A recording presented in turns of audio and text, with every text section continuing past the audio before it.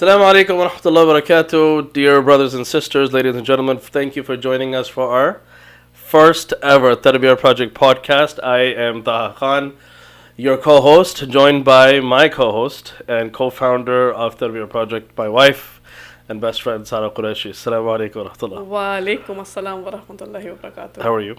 Alhamdulillah. So, to be very honest, this is like take 6 at this point, and this chai was full before we started. But it is no longer full, which means to press record in the first. We are fully caffeinated and ready to go. So, because we want to keep this first episode nice and tight. So let's get right to the point, because those who are clicking here and on our channel, first of all, thank you for coming to our channel. They're probably kind of searching around question marks is, what on earth are these guys doing around Tarbiyah? What makes them qualified? Who are they? And what's their story? So, Sara Qureshi, if you can start us Can you please not take my full name when you're talking to me? Sara Qureshi, if you don't mind kind of walking us through, first of all, who you are, just your everyday personality, persona. And I want to maybe tease out 1 or 2 incidents that have, alhamdulillah, finally allowed us to come to this point, this project. And inshallah, for future episodes, we'll touch on the unraveling of that story. And inshallah, take deeper dives of some concepts of where and why we've named this Tarbiyah project, and so on and so forth. So, Bismillah. Bismillah ar-Rahman ar-Rahim. So basically, I am Sara. I originally from Pakistan, and younger years were in Pakistan. I grew up then in Australia, and then got married to you and moved to the States. So quite a lot of moving around, and we now live in Dallas, US, and we have 4 beautiful, mashallah, kids who are 8, 6. Did you just forget our daughter? 8, 6, 3, and 1. Alhamdulillah. And primarily, I've been a stay-at-home mom for since my first child. But before then, I have been in the field of social work, and I've worked in the field of working with children and that kind of thing. And just recently, I have completed my certification in trauma-informed parent coaching, and working as a certified trauma-informed parent coach with Muslim moms. Yep. So that's a gist. You said keep it short, so I'm keeping it super short. Yeah. And please introduce yourself as well. I'm wingman. So basically, alhamdulillah, Taha Khan. I am father to 4 beautiful children, 8, 6, 3, and 1. I remembered all 4 of them. See, and then I'm a pharmacist by training. Makes the pays the bills around here, alhamdulillah.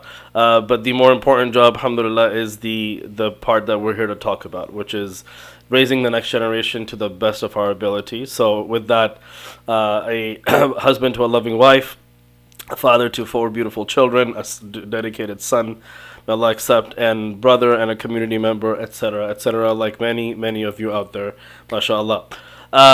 This journey by no means is overnight or worthy of just one episode. But like many parents out there, parenting is something that, alhamdulillah, we were blessed with. And 3 kids into it, we had a trip back to see my in-laws, or Sarah's family, in Sydney, Australia. In that particular trip in 2022 of June, there was kind of this awakening moment, and that's what Sarah will walk us through. It was a fairly extended trip, because we had gone after some time and after COVID and etc. And kids were young and obviously out of their routine, etc. And there were some major revelations just from a parent perspective that came about. So, Sara, if you can walk us through, where you found yourself as a mom, mentally, physically, and how that then led to a transformative experience that, alhamdulillah, started a journey after that. Right. Yeah, so June of 2022 was one of many episodes of complete feeling like complete failure, having an explosion. I didn't know all of these words when I was going through it. So I can call it emotional dysregulation right now, or feeling triggered and all of those things. But to be very honest, I didn't know all of these words at that time, all it felt like, and I don't know if any of you can relate, is you found yourself where you're being blessed with these beautiful children, but you don't quite actually know what to do.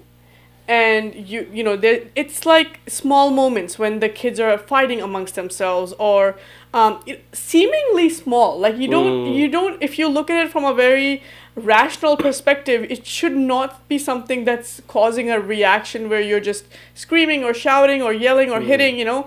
In that moment, you just feel like you don't know what you're doing. You feel completely stuck, overwhelmed, and exhausted, because if you have multiple children, or even if you don't have multiple children, you know, sometimes you're sleep deprived. If you're out of your own routine, you're just stuck. And so I think it was that moment where the two older kids were fighting.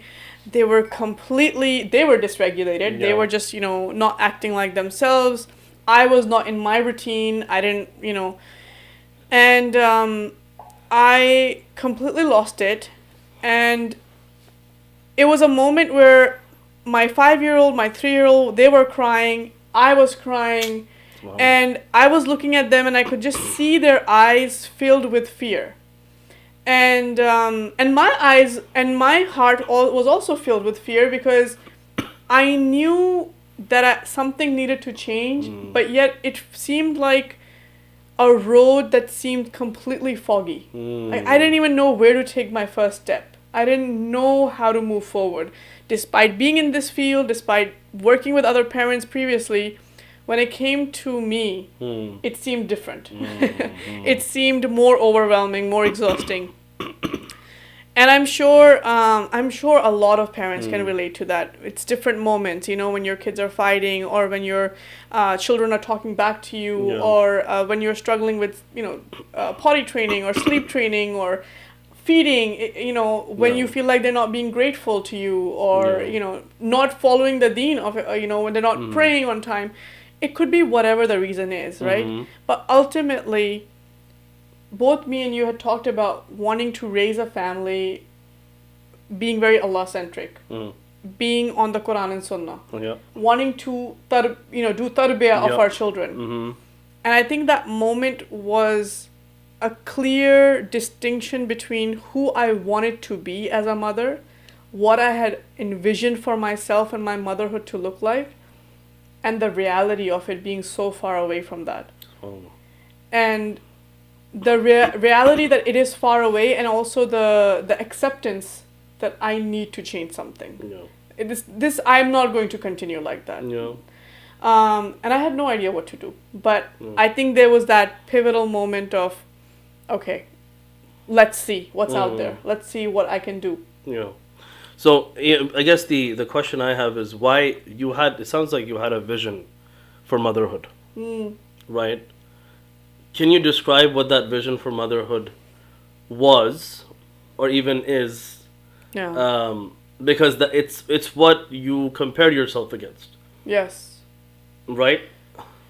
Yeah, I mean, you know, growing up, I always wanted to be a mom. I wanted to be a mother, alhamdulillah. That was my one ambition in life. And, you know, I had been in this field, and I had been reading and listening to podcasts and consuming a lot of content around this, and even Islamic lectures when they talk about you have to build your connection in the first 7 years, and then you have to, you know, that works out when you're, when the kids are older. And I was also very much aware of the struggles and issues that our children face, especially in the West, when they do get to the preteens and the teen age years, and then the youth, you know, the young adult age. So I knew that is to come. And for us to build that foundation in the first few years was so critical. So my vision, I suppose, was to build a connection with my children that was pure and deep, and where they knew that I got them. Not just physically, not just feeding and taking care of them physically, but that they're safe around me, and that they can come to me whenever, if they are in trouble, then they know that I can go to Ammi and Baba. Doesn't matter what mistake, what struggle they're going through. I don't want them to have to go to their friends or go to anyone else, to a source that's not going to guide them, you know, from an Islamic perspective. And I knew that the path I was on was not leading towards that. SubhanAllah. Because if they're scared of me, the Yeah. chance of them coming to me when they actually need me Yeah. is very little. Yeah. So one of the things I think what I extracted from that journey, and inshallah in a follow up episodes in the future, when we dive into different angles of this story, I remember first kind of thinking about trauma, like what are these definitions? Like what do you mean when you say respectful parenting? Like, oh yeah, I respect my children, but that's exactly where a lot of us start with parenting. And Yeah. I know you have a story around it, and it'll take like 4 more episodes if we start now. But hold that thought. I think what to me was a very, very good reminder at that time and validation is your ability to look at parenting not as a reactive thing, but as a proactive. Something to be managed, something to be proactively researched and studied and reflected upon. Tadabbur, right, as the Quran teaches us, it's a responsibility, it's an amana that's given to you. So everything that you just said, what I love is it points to process. It doesn't point to, we want A++ kids in 20 years that will be running the world. That's none of your responsibility. It's not in our It's hands. not in your hands. It's in Allah's hands what He chooses to extract from which person, right? But the process, the step is very much in your hand. And it's in your sphere, locus of control, if you will. This idea that parenting just happens to me. Child is hungry, feed them. Child needs clothes, clothe them. Child needs a place to live, give them a roof. Child needs school fees, pay for school. And 16, 18 years go by, and how many countless stories do we see where there's parents who come and are baffled at what happened? Yeah. And the story started actually way before. Yeah. Way before. Yeah. And that's where I think that shift is so critical, that this is not a reactive place to be as parents. It took me some time. It took you some time. But that's where our journey now lies, is to empower others, imperfect like us, join hands as a community, and at the very least make an attempt to make this a proactive venture, Right. where we study, where we reflect, where we discuss, we share, talk about parenting. Yeah. Why don't we talk about parenting as a challenge of life, where many of us fall but get back up? Right? That's what we teach our kids. Well, as parents, we fall all the time. So you fell in June of 2022. We fell as a family. You got up. What did you do when you got up? The first thing, as I said, I didn't know. So I started looking for resources online. Yep. And as any other mom would, I went onto Facebook groups. Yep. And I said, where do I find these resources? And I kept getting pointed towards this Facebook group called Respectful Parenting by Maryam Munir. Maryam Munir is now a mentor, alhamdulillah, for me, and I've done multiple courses through her. But the first one that I took in November of 2022 was the Anoke Parents 8-week Yep. course, led by one of their lead parent coaches, Sana. Yeah. And Can I maybe do a quick pause there, because you said a lot there. oh, okay.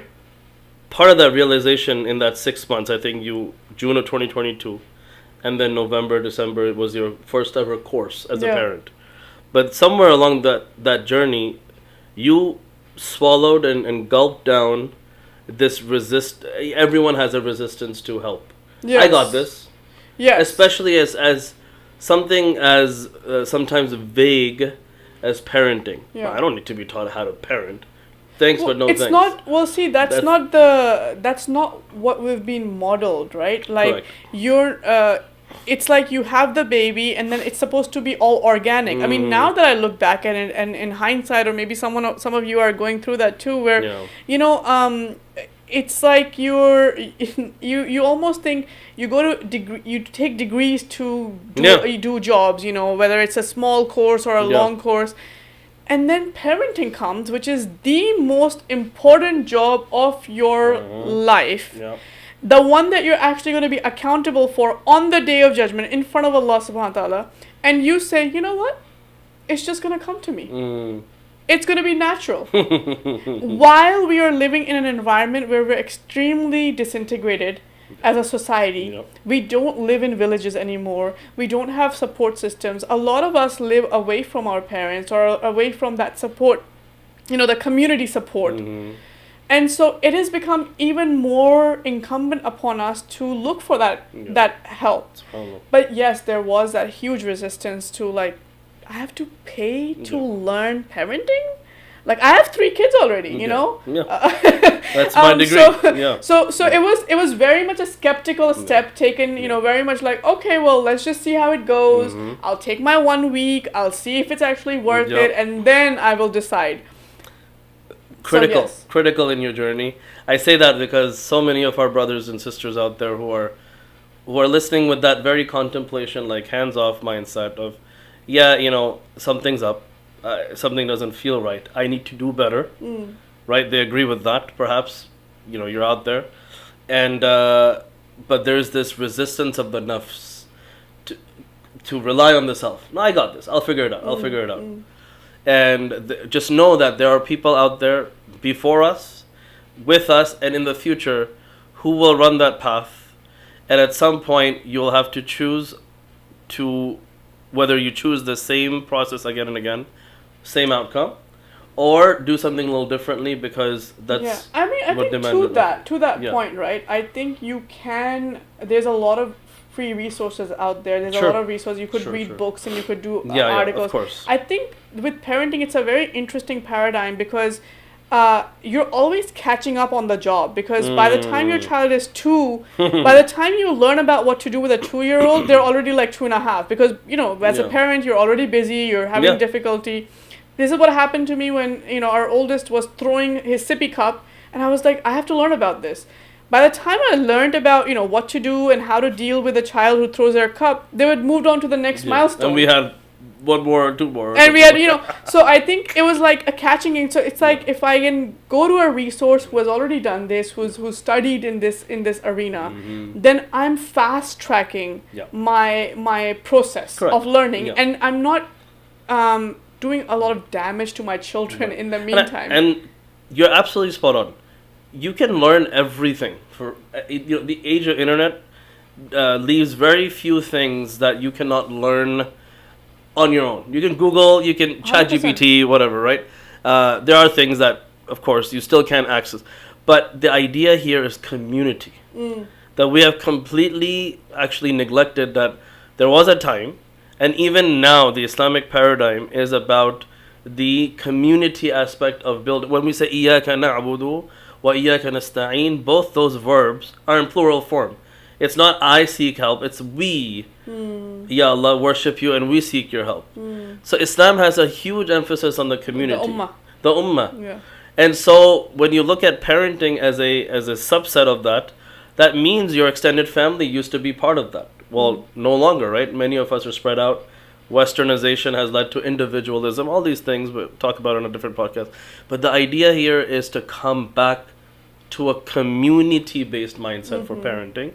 And inshallah, part of this project is that as well. I just want to highlight one thing.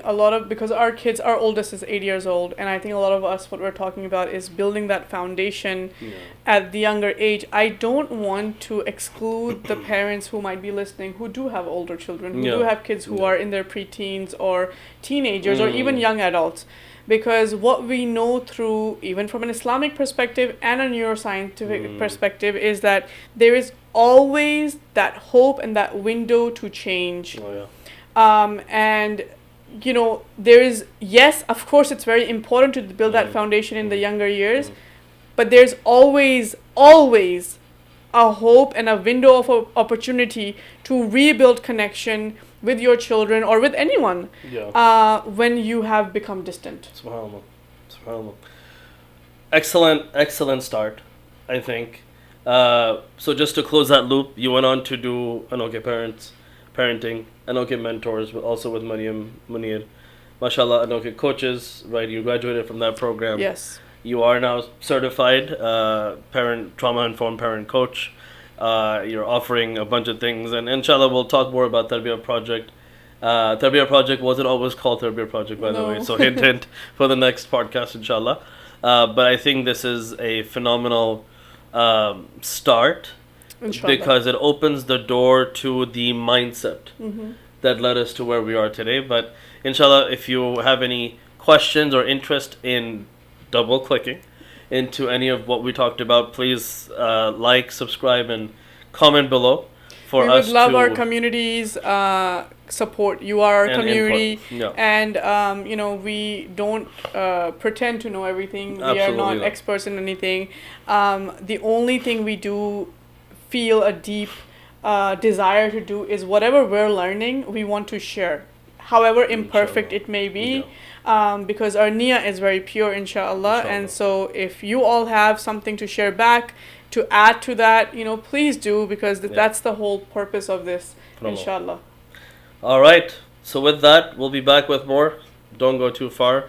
And until then, inshallah, Inshallah. thank you for your time. And this time my chai is done. So no more retakes of this episode. Assalamu alaikum wa rahmatullah. Wa alaikum assalam.